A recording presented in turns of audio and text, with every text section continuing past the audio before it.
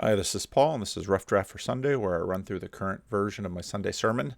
There's a chance I might have jury duty tomorrow, which will be Friday, and so I have to do this a little earlier. So, as always, my disclaimer, it might be rough. If you want to see the final draft, you'll have to go to the church channel, because that's where that gets posted on the Sunday live stream.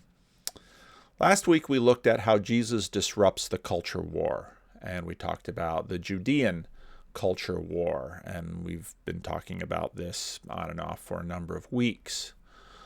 One of the real questions that one might ask is, what were Jesus' disciples after? We talked about the fact that Peter was not looking just for a better fish finder, and I think probably the most obvious passage that reveals what the disciples were about is in Acts 1. This is after the crucifixion, after the resurrection. They gathered around him and asked him, "Lord, are you at this time going to restore the kingdom to Israel?" Well, what were they asking for? Well, they want the kingdom to be restored to Israel. Well, as in David and Solomon. If you read the Hebrew scriptures, you'll see there's all sorts of prophecies about Israel being elevated among the nations and her people coming back from exile. This is pretty much the definition of God's chosen people. If God is the God over the world, then God's chosen people will reign over the world. Now Jesus' answer to this is interesting. He said to them, "It is not for you to know the times or the dates the Father has set by his own authority. But you will receive power when the Holy Spirit comes on you, and you will be my witnesses in Jerusalem and in Judea and Samaria and to the ends of the earth." So Jesus' disciples, even after the crucifixion and resurrection, understood Jesus' ministry in terms of national fulfillment. Now, Jesus, in fact, did win the culture war, but how and when and through whom? And this matrix that I have on the screen in front of you, this doesn't last when we get into the Pauline epistles and the Johannine epistles, and as church history really starts to take off in the context of the entire empire, you can see that in many ways Jesus completely transcends this culture war, which, while he is walking around, seems to be gripping everyone and completely trying to dominate what everybody thinks and how everybody acts. When did Jesus win the culture war? Well, one could say that when Constantine had his vision and his conquest at the Milvian Bridge. And you might say, well, that seems a long ways from Jesus preaching in Nazareth and Jesus healing in Capernaum and Jesus overturning the money changers in the temple. And this seems just so utterly banal and imperial. Why would you look at Constantine in such a light? Now, for a very long time in church history, that's exactly what this looked like. Since the Protestant Reformation, there's been more skepticism about it, and in many ways, Constantine is sort of cast as a villain, that the church was wonderful and great as long as it didn't have any power, but then after Constantine, everything was a mess. And then you'll find a whole variety of Christian traditions sort of part ways on this question. Now, the ambiguities reveal it was a partial conquest, and that's pretty much the kinds of conquests that we have in this age.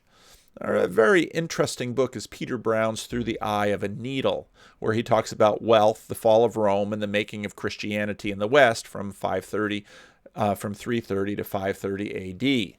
Now, in terms of the geopolitical transition, it's at least recognizable that, well, Jesus conquered Rome. But in a far more global terms, what were the disciples looking for? They really much more would have rather that, well, one of them, like Judas Maccabees, be conquering Roman armies and not have a pagan like Constantine doing it. And in what sense is Jesus ruling the world through Constantine? Now, again, this sort of has a wheat and tares or a weeds and a wheat sense to it, that you could say, well, Jesus sort of is conquering the world, but Constantine at the head of an army isn't the sort of conquest I was looking for. But then again, you have all these strange images in the book of Revelation. Now, Constantine approached it in some ways like any pagan king would. You find the right god to afford dominion, and you make sure that the priests and everyone have their act together. And part of what happened with those councils is Constantine is trying to ensure that they're doing things the right way. So all these Christians can't seem to agree on a whole bunch of things. So let's get them all together and get the story straight. Now, is that improvement? Is that corruption? And suddenly all these little takes on this from a whole variety of different traditions within church history sort of get scrambled. But back to my main point, whereas in the 1st century AD, the idea that a Roman Empire and a Roman emperor and the entire empire in some ways would be bending its knee to Jesus Christ seemed absolutely ludicrous, even though at the end of the 1st century, in the book of Revelation with John's letters to the 7 churches, it's kind of what he's saying is going to happen. It's a really amazing bit of prophecy. Now, what does it mean to be God's chosen people if it doesn't mean you'll wind up on top? A messianic anticipation from the Hebrew prophets was that they would rule the world through a promised Messiah. And in some ways, the Maccabees, throwing off the yoke of Greek hegemony, were sort of what they were looking for. And so Jesus doesn't seem to be working in this way. They imagined this would happen by the normal means that people ruled in their day, sort of like they saw David and Solomon rule. And this is pretty normal for an ancient Near East hegemony. All the emperors and empires ruled that way, and if that's the template that you have, then, well, that's surely what should happen. And what we begin to see is that Jesus really changes this narrative.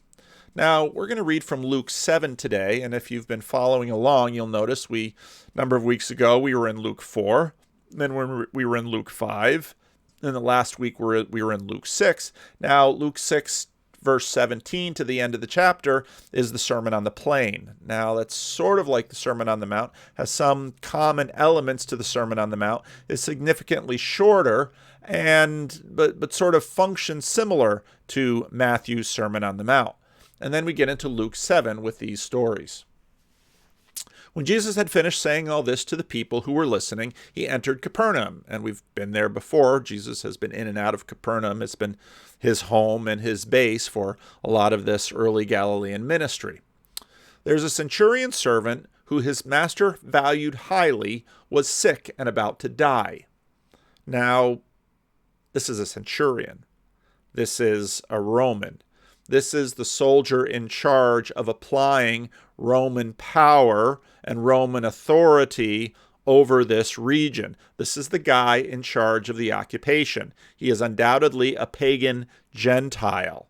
But as we're going to see, he's also sort of a person of peace, which is a phrase that comes from Luke 10, when Jesus sends out his disciples and they have to be housed by someone. Well, they should be housed by someone of peace, someone who is going to be generous to them.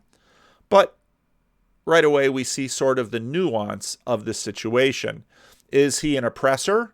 Yes. Is he hospitable, kind, good to the people that he's oppressing? Yes. Is this like a benevolent slave master? Well, in fact, he is a literal slave master. In a lot of ways, this story harkens back to the book of 2 Kings with the story of Elisha and Naaman. Because Naaman, again, was a general in the Syrian army and had been raiding Israel. And so when he came down with leprosy, the Jewish slave girl says, well, there's a prophet in Israel. Well, how does he have a Jewish slave girl? Because of raiding or buying, he's a slave owner. He's an oppressor. So how are we supposed to think through these elements? The centurion heard of Jesus and sent some elders of the Jews to him, asking him to come and heal his servant. When they came to Jesus, they pleaded earnestly with him, "This man deserves to have you do this, because he loves our nation and has built our synagogue." So this is a quite exceptional centurion. As oppressors go, well, he's kind of a benevolent oppressor, as it were. Now, it's very interesting that the elders of the Jews didn't ask him to free his slaves, didn't ask him to free his servant. This man deserves to have you do this. And Jesus doesn't seem to ask a lot of questions. Jesus doesn't say, "Oh, centurion, go and oppress no more." It doesn't seem to come out of Jesus' mouth at all. So Jesus went to him. Now that in and of itself is an important detail. Even in today's status hierarchies, generally speaking, the inferior goes to the superior. When you go to the doctor's office, you sit and wait for the doctor, and the doctor's time is prioritized, and you can spend a whole lot of time in the doctor's office waiting for him to show up. It shows that he's the superior and the patient is the inferior in some ways. So Jesus went with them to the centurion's house. He was not far from the house when the centurion sent friends to say to him, "Lord, don't trouble yourself, for I do not deserve to have you come under my roof." Now, the centurion is an unusual man, and he is not the kind of colonialist or oppressor that is going to make all the nationals and the locals jump and bend to him. He has an understanding that there's for an observant Jew, there's a potentiality of cultic contamination if Jesus goes there, and he's, I'm sure, very sensitive, more sensitive than we are, of these status differentials of superior and inferior. And so right away, in a sense, he makes himself the inferior beneath Jesus. You think, well, how does that work? You're a Roman, you're a centurion, you're an occupational officer. That is why I did not even consider myself worthy to come to you. Oh, so he's aware of the status differential. And in fact, he was playing into it. He considered himself so inferior to Jesus that he wouldn't dare to go. Instead, he sent emissaries. "But say the word, and my servant will be healed.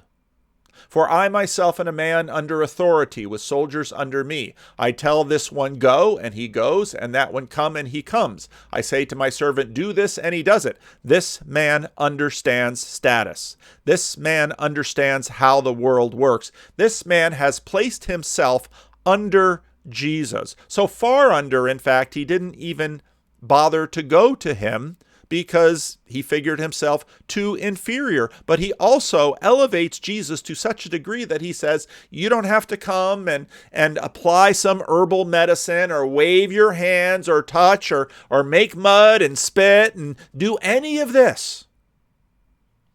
Wow, that's like, writing a letter to Benny Hinn and say, "I'm not worthy to come to your crusade. Just say the prayer there and I'll be healed." Usually, the miracle worker wants a big show. That's not happening here. When Jesus heard this, he was amazed at him and said, and turning to the crowd, following him, he said, "I tell you, I have not found such great faith even in Israel." This is God's chosen people, the ones who had benefit of the revelation through Moses. Then the men who had been sent returned to the house and found the servant well. Wow. But the story continues. Soon afterward, Jesus went to a town called Nain, and his disciples and a large crowd went along with him because, well, this is fun to watch. This is the best thing going on. As he approached the town gate, a dead person was being carried out, the only son of his mother, and she a widow. So this is a sad case. And now you have to understand that you had to be buried pretty much right away. To touch a dead person would make someone ceremonial unclean. But as they're coming into the town, out is coming the funeral procession to the cemetery, likely to bury him. A large crowd from the town was with her. When the Lord saw her, his heart went out to her, and he said, "Don't cry." Then he went up and touched the bier. Notice, he didn't touch the man. They were carrying him. They were carrying him on, and the bearers stood still. He said, notice, remember, The centurion says, "You have only to say." He doesn't touch the man. He touches the bier to stop it, and he speaks. "Young man, I say to you, get up." The dead man sat up and began to talk, and Jesus gave him back to his mother. Now, we have another story that is echoing Elisha and raising the widow's son from the dead. What's going on in this story? They were all filled with awe and praised God. "A great prophet has appeared among us," because they're thinking Elijah and Elisha. They said, "God has come to help his people." The news about Jesus sped throughout Judea and the surrounding country. Wow, great stories. What are we to make of them? Now, someone might look at these stories and say, well, I've got some buts about this. Our ills are only partially restored in this age, sort of like Constantine's conquest. One kind centurion doesn't take away the fact that the Roman Empire and its occupation was oppression, and he was a slave owner. Rome lived its well-beings at the expense of the nations. Rome corrupted the morals of tax collectors and prostitutes in order to continue to keep the Jewish people under their boot. Rome promoted a rival system to Mosaic law, corrupting God's people. This was basically the fuel of the Judean culture war. And it's lovely that Jesus intervened in this tragic situation in Nain, but how many other widows lost their sons? And where was Jesus to raise them? Wouldn't the son and his mother live to die again? Yeah, now maybe this time he would bury her instead of she him, but death is still doing its thing on planet Earth. How much other suffering, even just around Jesus, went without relief? Was Jesus like Miracle Max and no one around him got a cold and flowers bloomed around him? And, well, wouldn't that be great? I mean, we can just keep thinking and, okay, this is a good he didn't do. This is a good he didn't fix. This is a good he didn't correct. Jesus maybe was a good man and, well, you might be skeptical about some of these things happening, but he certainly didn't fix the world. Why didn't he banish suffering entirely? If he is the Son of God, just snap your fingers like Thanos in a reverse sort of way. What begins, remember the question we asked initially. Maybe I should drop that slide in here. When did Jesus win the culture war? How? When? Through whom? Well, the centurion exhibited startling faith.